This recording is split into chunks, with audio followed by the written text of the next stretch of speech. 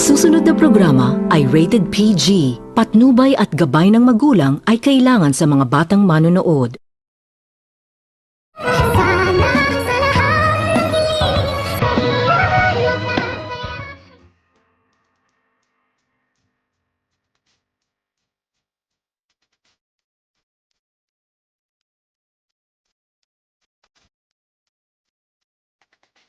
Labis-labis itong nasasaktan si Lynette sa katotohanan ng kanyang nalalaman at halos hindi nito matanggap-tanggap ni Lynette at gumuho ang kanyang mundo ng kanyang malaman na buhay pala umano ang unang asawa ng kanyang asawa na itong si Dr. Carlos at niluloko umano siya ni Dr. Carlos kung kaya't hindi nito napigilan ni Lynette ang kanyang sarili pagkatapos nitong makita ni Lynette ang kanyang asawa na itong si Dr. Carlos ay agad nitong pinagsabihan ni Lynette itong si Dr. Carlos kung bakit nagawa umano nitong lukuhin ni Dr. Carlos itong si Lynette.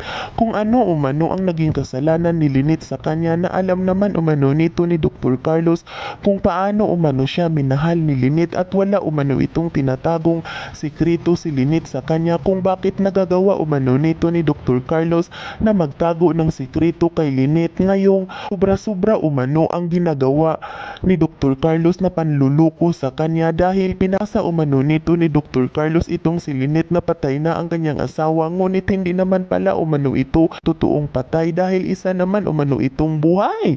At ngayon ay nagbalik na umano ito at paano na umano itong si Lynette.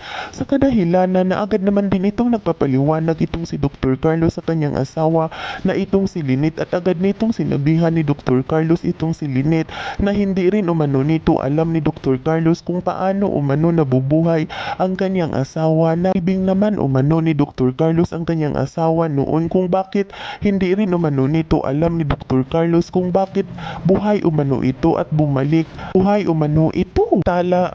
Pagkatapos nitong malaman ni Annalyn ang katotohanan ay agad naman din itong pinuntahan ni Annalyn ang kanyang ina sa kanilang pamamahay ni Dr. Carlos at dito nang makarating na itong si Annalyn ay ikinabulagta nito ni Annalyn ang katotohanan ng kanyang nalalaman nang mag-away na itong kanyang ina at ang kanyang asawa na itong si Dr. Carlos at nang bata nito ng kanyang ina ang kanyang asawa na itong si Dr. Carlos kung bakit umano nito niluloko ni Dr. Carlos itong si Lynette at pinapaasa umano ito ni Dr. Carlos na wala umano itong asawa ngunit buhay pala umano ang asawa nito sa kadahilanan na hindi naman din nito napigilan ni Annalyn ang kanyang sarili at agad nitong nilapitan ni Annalyn ang kanyang ina at sinabihan nito ni Annalyn ang kanyang ina na tama na umano at wag umano itong magpaapekto sa katotohanan na kanyang nalalaman at dapat umano ito magpapasalamat dahil nalaman umano nito ni Lynette ng mas maaga na isa pala umanong manluluko ang kanyang asawa na itong si Dr. Carlos. Yan ay ating aabangan sa susunod pa na pangyayari sa kaganapang ito ng abot kamay na pangarap. Huwag mong kalimutang isubscribe at i-hit ang notification bell ng aking channel.